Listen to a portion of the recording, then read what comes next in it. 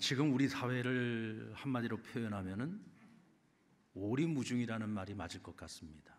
이 오리무중이라는 말은 어떤 일을 진행을 하는데 예측이 안 되는 상태, 이 예측할 수 없는 상태를 말합니다. 지금 우리 사회가 그런 모습이라는 생각이 듭니다. 어떤 일을 진행하고 있는데 생각들이 너무 극단을 달려가고 있어요.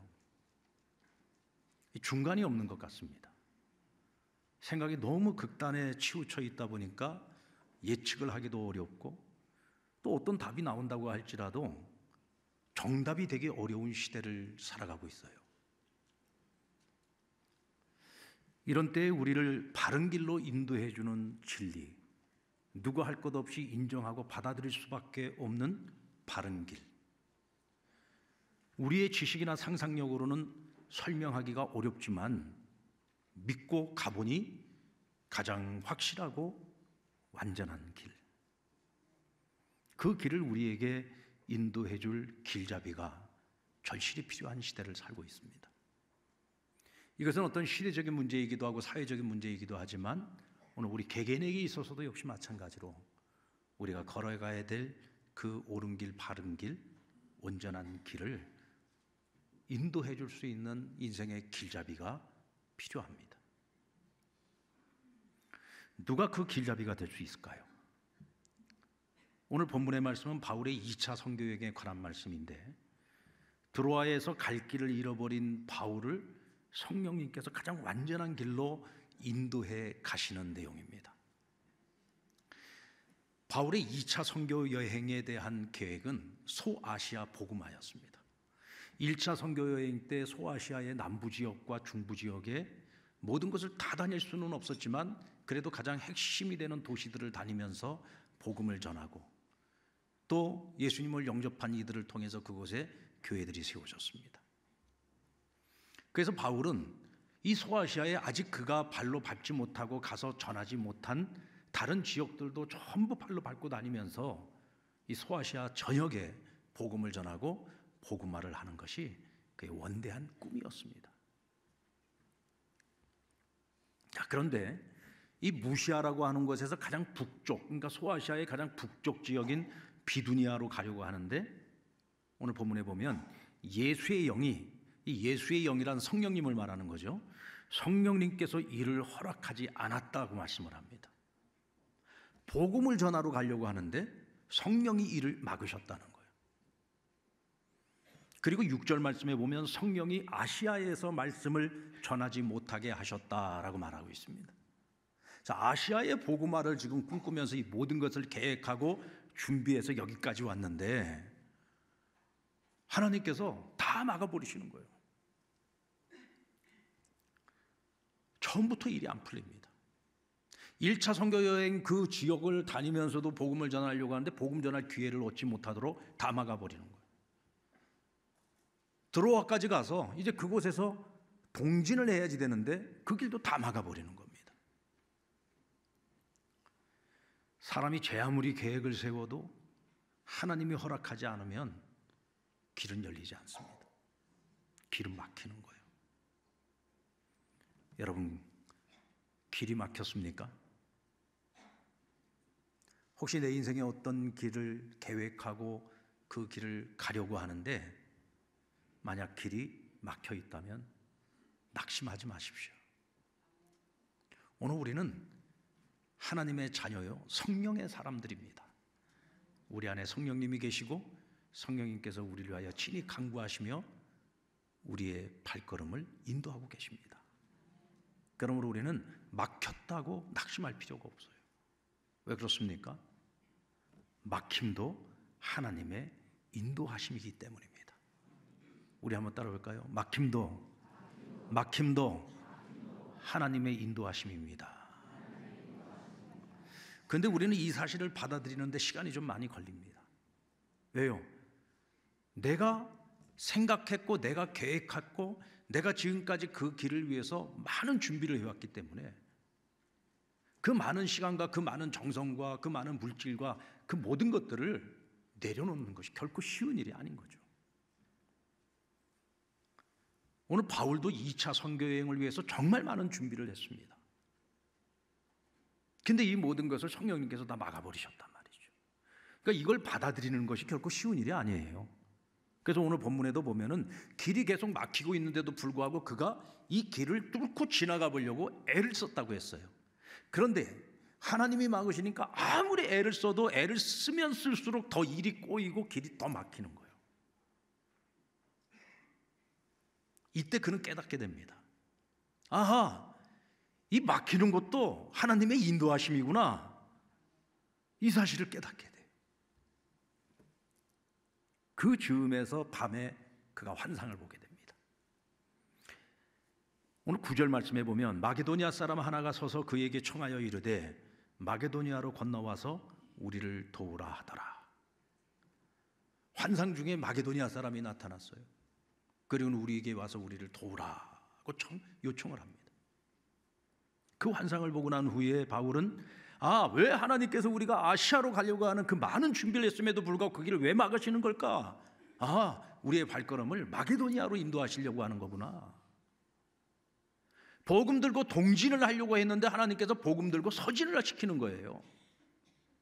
아시아로 가는 것이 아니라 유럽으로 그 발걸음을 돌리게 만드신 거죠.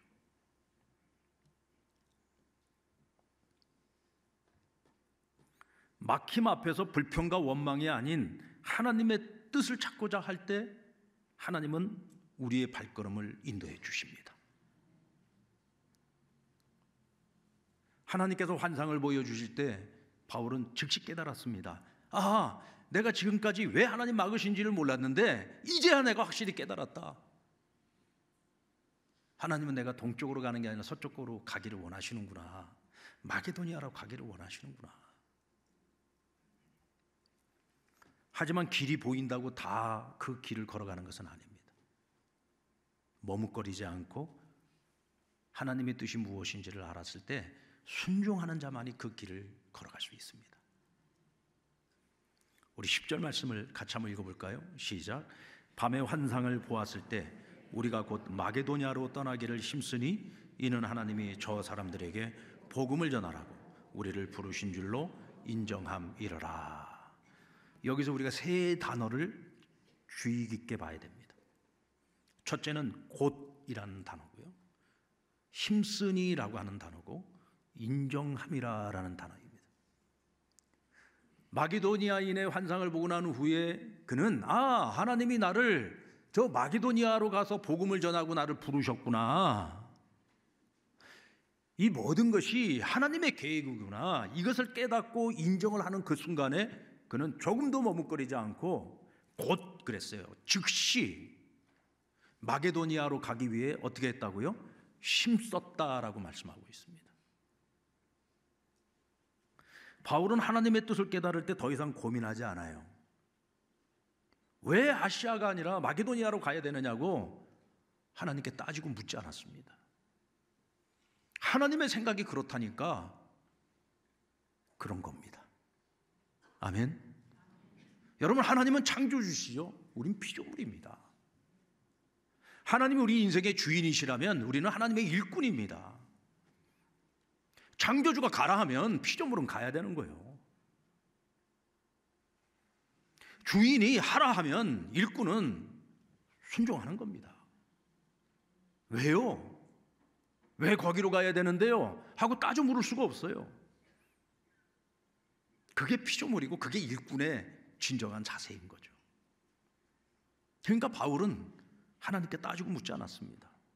하나님의 뜻을 깨닫는 그 순간에 곧 즉시 마게도니아로 떠나기 위해 힘썼다는 거죠. 드로아에서 마게도니아로 가기 위해서는 큰 바다를 배를 타고 건너가야 됩니다. 여러분, 소아시아 복음화를 위해서 2차 선교 여행을 준비할 때는요, 육로길로 가는 여행을 준비했어요. 그러니까 육로길로 가기 위한 여행 준비와 이제 바다를 건너서, 다시 말하면 바닷길을 통해서 지금 마게도니아로 건너가야 됩니다. 그러니까 같은 여행을 해도 그 여행을 하는 준비가 달라요. 바닷길로 가는 것과 육로로 가는 길은 다시 말하면 원점으로 돌아가서 다시 준비를 해야 된다는 겁니다. 얼마나 많은 또 준비가 필요하겠습니까? 지금까지도 많은 준비를 했는데 그거 다 내려놓고 새로운 준비를 해야 된단 말이죠. 얼마든지 불평하고 원망할 수 있지 않겠습니까? 그러나 바울은 불평하거나 원망하지 않았습니다. 그것이 하나님의 뜻인 것을 알았을 때 주께서 가라시니 순종하여 그 길을 가기 위해 최선을 다했던 거죠. 그것은 하나님께서 마게도니아 사람들에게 복음을 전하라고 우리를 부르셨다는 것을 인정했기 때문이에요. 하나님 우리를 부르셨다. 하나님의 뜻을 인정하기 때문에 힘들고 어려워도 불평 없이 원망 없이 즐거운 마음으로 최선을 다할 수 있는 겁니다. 여러분, 바울의 정체성이 뭡니까? 바울은 무엇을 위해서 하나님께 부름받은 사람이죠? 복음을 전하는 거예요. 복음 전하는 일이 그의 사명이고 그의 정체성입니다.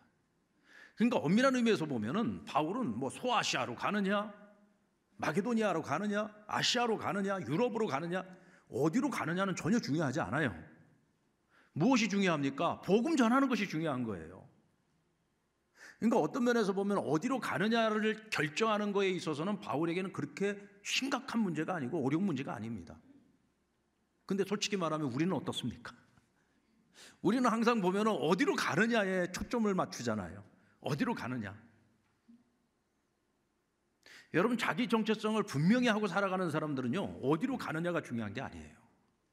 무엇을 하느냐가 중요한 겁니다. 소아시아에서 복음을 전해도 괜찮고 마게도니아에 가서 복음을 전해도 괜찮고 어디든지 주께서 가라시는 곳에 가서 내 사명을 감당하면 되는 것이죠. 저는 처음 이 창원에 내려오기 전에 어디로 가야 할까를 가지고 고민하고 기도하면서 그 당시엔 제가 가장 많이 불렀던 찬양이 뭐냐? 주님 말씀하시면이라는 찬양이었습니다. 주님 말씀하시면, 주님 말씀하시면 내가 나가리라. 주님 뜻이 아니면 내가 멈춰서리라. 주님의 뜻이면 가고 주님의 뜻이 아니면 멈춰서는 거예요. 늘 그 찬양을 했습니다. 그런데 하나님께서 창원으로 가라 하시더라고요. 내려가라고 하시더라고요. 뛰어가라고 하시더라고. 나중에는 날아가래요. 하나님께서 가라고 하셔서 이곳에 온 겁니다. 제가 무슨 창원에 무슨 연고가 있는 것도 아니고 45년 동안 서울에서만 살았어요. 서울 사람들은 서울 떠나면 나 죽는 줄 알아. 저도 예전에 그랬어요. 하나님께서 가라시니까 생명부지의 땅엔 이곳 창원까지 내려온 거예요. 여기 와서 제가 제일 많이 불렀던 찬양이 뭔지 아십니까? 내가 여기 있는 이유는 누구 때문이라? 주님 때문이라. 이 찬양 늘 하고 살았어요. 그래요, 주님. 제가 여기 와 있는 이유는 오직 주님 때문이죠. 주께서 이곳에 제가 필요하니까 저를 보낸 것 아니겠습니까? 그렇다면 제가 이곳에서 해야 할 일이 뭡니까? 저의 사명이 뭡니까? 늘 주님께 그걸 물으면서 오늘 이렇게 18년째 여기까지 이 길을 걸어온 겁니다. 여러분은 이곳에 오신 이유가 뭡니까? 여러분들의 인생에 창원이라는 도시는 처음부터 계획된 도시였습니까? 여러분의 인생에 삼남교회라고 하는 이 신앙 공동체에서 이렇게 우리가 같이 만나서 함께 신앙생활하는 것이 여러분들의 인생에 처음부터 계획된 일이었어요? 하나님의 이끄심을 따라 우리는 오늘 여기까지 왔습니다. 그런데 우리가 여기 와 있는 이유, 우리가 여기서 살아가는 이유가 단지 먹고 살기 위한 것이라면 그거는 오늘 우리가 그리스도인의 정체성을 가지고 살아갈 때 그건 아니죠. 먹고 사는 것을 넘어설 수 있어야 되는 거예요. 오늘 우리는 그리스도인이니까 그리스도인의 정체성을 가지고서 내가 여기 있는 이유가 뭔지를 찾아야 되는 겁니다. 예수 잘 믿는 남자랑 만나서 결혼을 하고 믿음의 가정을 이루고 싶었어요. 그런데 어쩌다 보니 믿지 않는 남자를 사랑하게 됐습니다. 그래서 결혼을 하고 가정을 이루었는데 살다 보니 맞지 않는 게 너무 많아. 아휴, 내 팔자야. 팔자 타령하고 자신의 잘못된 선택에 대해서 원망하고 세상에 어리석고 미련한 여자죠. 내가 그리스도인이라면 내가 원래 계획했던 것이 막혔어요. 믿음의 가정을 이루고 싶었는데 불신 남편을 만났으니까 내가 생각했던 길이 막힌 거죠. 그러나 여러분, 하나님의 사람은, 성령의 사람은 결국은 우리는 하나님의 인도 속에서 살아가는 거예요. 그렇다면 하나님이 나로 하여금 불신 남편을 사랑하게 만들었다면 나에게 사명이 있는 거죠. 내가 사랑하는 내 남편을 예수 믿게 만들고 그가 구원을 얻도록 만드는 게 큰일이에요, 작은 일이에요? 결코 작은 일 아닙니다. 이건 큰 일이죠. 믿지 않는 가정에 시집을 가서 그 가정과 그 가문을 예수 믿게 만들었어요. 이게 여러분 큰일이에요, 작은 일이에요? 큰 일이죠. 우리 믿는 사람들은 항상 자신의 정체성 안에서 내가 여기 있는 이유, 내가 해야 할 일이 무엇인지를 찾아야 돼요. 여기에서 자기 길이 보이는 거예요. 내가 걸어가야 할 그 길이 보이는 겁니다. 중요한 것은 어디로 가느냐, 어디에 사느냐가 중요한 게 아니에요. 뭐 창원에 있든지 서울에 있든지 그게 중요한 게 아니에요. 내가 내 사명을 감당할 그곳이 중요한 거죠.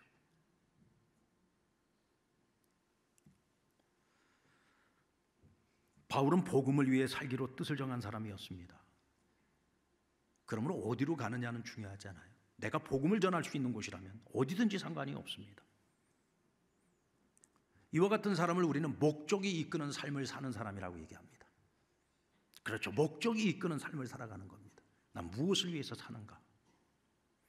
이와 같은 사람들은 하나님께서 여호와 이레의 사건을 준비해 주십니다. 준비해 주시는 하나님을 만나게 되죠. 그래서 바울이 하나님의 뜻을 따라서 마게도니아로 갔어요. 마게도니아의 첫 번째 성인 빌립보에 갔을 때 누구를 만나게 됩니까? 오늘날로 말하면 염색 공장을 하는 여성 CEO를 만나게 되는데 그건 누구냐? 루디아라고 하는 여인입니다.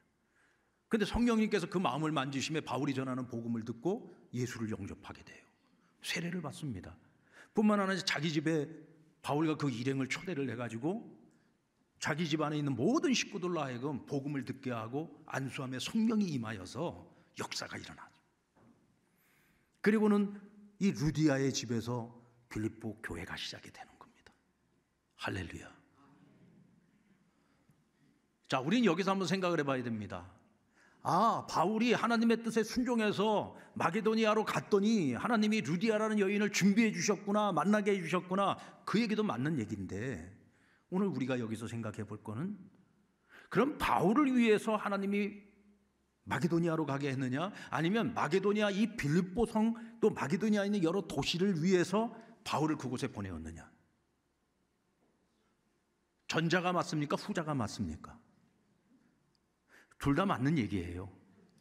둘 다 맞는 얘기인데 우리가 여기서 생각해 볼 것은, 자, 그러면 하나님께서는 목회자요 선교자인 바울을 더 사랑하실까요? 아니면 그곳에 구원받아야 될 그 수많은 영혼들이 있는 그 사람들을 더 사랑하실까요? 자, 더 쉽게 물어볼게요. 하나님은 목회자를 사랑할까요? 아니면은 교회를 더 사랑할까요? 섭섭하게 꼭 그렇게 얘기를 하더라고요. 근데 여러분들이 방금 말씀하신 게 정답이에요. 바울을 위해서 하나님이 그를 빌립보로 인도한 것이 아니라 빌립보 성에 있는 준비된 영혼들, 구원받아야 될 영혼들, 그들을 위해서 바울을 그곳으로 인도했단 말이에요.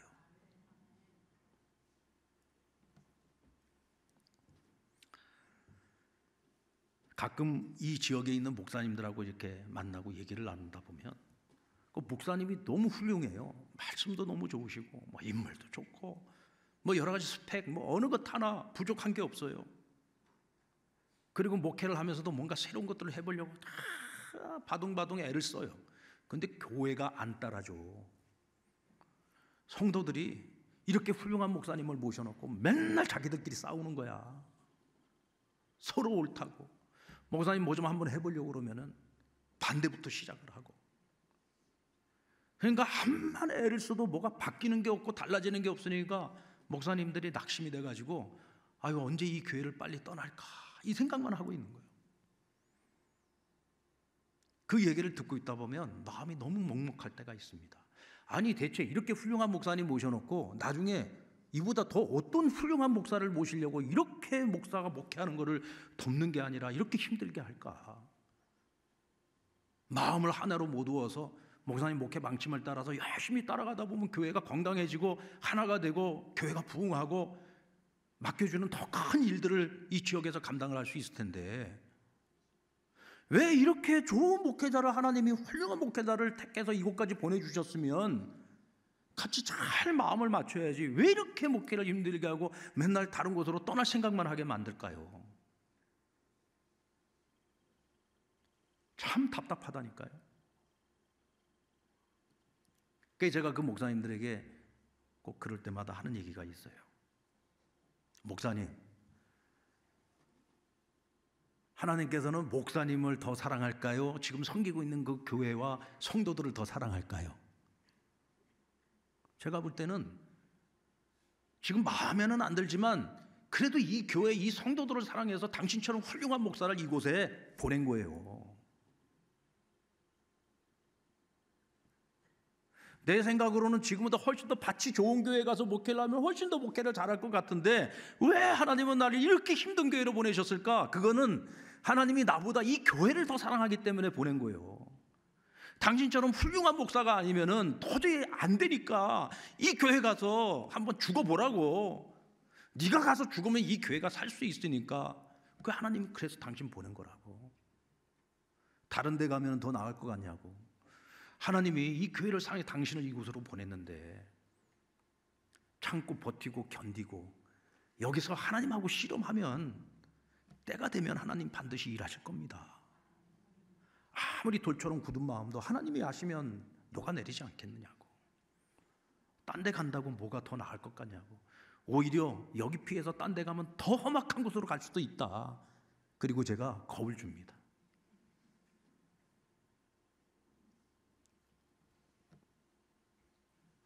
우리는 인정해야 돼요. 내가 여기 있는 이유, 하나님이 우리를 부르셨기 때문입니다. 하나님이 우리를 보내신 겁니다. 아멘. 내가 원튼 원치 않든 그 자리에서 내가 죽어야 되는 거예요.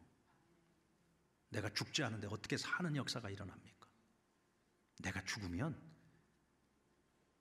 그곳에서 기적이 일어나고 사는 역사가 일어나는 겁니다. 그리고 왜 하나님은 바울을 아시아가 아닌 마게도니아로 보냈던 걸까요? 그때 당시에 하나님이 나를 마게도니아로 보내시려고 한다는 것만 알고 있었지 그 이면에 있는 하나님의 더 큰 계획은 바울도 보지 못했어요.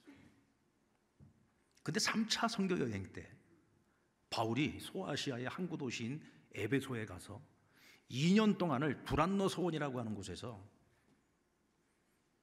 소아시아의 각 지역에서 오는 사람들에게 복음을 전하고 하나님 말씀을 가르칩니다.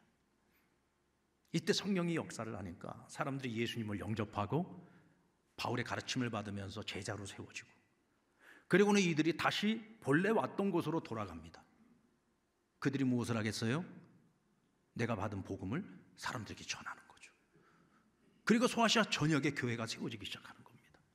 여러분, 하나님께서 이 아시아의 복음화를 위한 계획은 바울이 일일이 발로 다 밟고 다니면서 복음을 전하는 것이 아니라 두란노 소원에 2년 동안 머물면서 그곳에 오는 소아시아의 모든 사람들에게 복음을 전하고 그들이 다시 돌아가 복음을 전하게 만드는 가장 효율적이고 효과적인 방법을 사용하셨던 거예요. 왜 그랬을까요? 이 소아시아 땅은요, 굉장히 넓은 땅입니다. 광야가 많습니다. 그리고 타우로스 산처럼 굉장히 험악한 산들이 있어요. 이곳을 발로 다 밟고 다니면서 복음을 전하려면 너무 위험한 거예요. 시간도 너무 많이 걸리는 거예요. 그러니까 하나님께서는 단기간에 소아시아 전 지역을 효과적으로 복음화시키기 위한 크고 원대한 계획을 가지고 일단 바울을 먼저 마게도니아로 보내서 이 복음이 유럽 방향으로 서쪽으로 계속해서 전진해서 뻗어나갈 수 있도록 먼저 길을 열어주신 거예요. 이런 하나님의 이 엄청난 시나리오를 바울이 무슨 수로 깨닫겠습니까? 전혀 알 수가 없죠. 아니 하나님, 아시아는 언제 복음을 전할 겁니까? 바울도 그런 생각을 했을 거예요. 그런데 우리가 생각할 수 없는, 우리의 상상을 뛰어넘는 하나님의 기가 막히고 이 신묘막측하신 방법으로 아시아의 복음화를 그렇게 준비하시고 예비하셨다는 겁니다. 참 이런 얘기를 들으면서도 이렇게 우리가 별로 반응도 없이 그랬는가 보다. 여러분 너무나 놀랍지 않습니까? 하나님께서는 이 나라를 향한 계획도 우리가 상상할 수 없는, 하나님은 더 큰 계획을 어쩌면 가지고 계시는지 모릅니다. 오늘 우리의 인생에도 막힘이 있지만 그 막힘을 통해서 하나님은 우리의 인생의 길에 더 큰 것들을 계획하시고 더 놀라운 일들을 준비하고 계실지 모릅니다. 성령의 사람들은 그것을 기대하고 바라볼 줄 알아야 돼요. 그래서 오늘의 막힘 앞에서 우리는 하나님의 선하신 뜻이 무엇인지를 구해야 되고, 하나님이 나를 부르셔서 하나님이 하시고자 하시는 그 일에 대한 믿음과 확신이 생겼을 때에는 더 이상 머뭇거리지 말고 결단하고 그 길로 나아가기 위해 힘을 써야 되는 것입니다. 그러면 하나님은 우리를 통해서 하나님의 그 선하신 계획들을 이루어 가실 것입니다. 놀라운 일들을 해내실 겁니다. 그런 우리가 세상에 우리와 함께 그 길을 걷고 있는 사람들에게 희망이 되지 않겠습니까? 소망이 되지 않겠습니까? 여러분 꼭 기억하십시오. 우리는 내가 원든 원치 않든 성령의 사람들입니다. 내 안에 성령님을 모시고 살아가고 있습니다. 성령님이 우리의 갈 길을 인도하고 계십니다. 그분을 믿고 의지하시고 오늘 내가 가야 하는 그 길을 두려워하지 말고 묵묵히 순종하며 따라갈 수 있는 저와 여러분 되시기를 우리 주님의 이름으로 축원합니다.